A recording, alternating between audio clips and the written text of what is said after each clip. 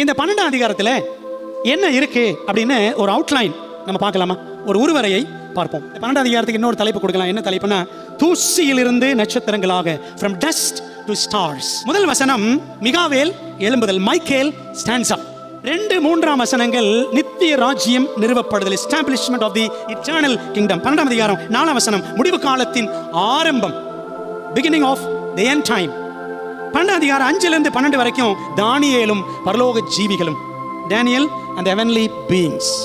12ஆம் அதிகாரம் கடைசி வசனம் 13ஆம் வசனம் தானியேலுக்கான வாக்கு தத்தம், ப்ராமிஸ் டு டேனியல் அப்படின்னு பார்க்குறோம். இதுதான் 12ஆம் அதிகாரம். இந்த 12ஆம் அதிகாரம் ஒரு சின்ன அதிகாரம் தான் என்றாலும் அதில் பரவசமூட்டும் பல பரலோக உண்மைகள் அடங்கி இருக்கின்றன.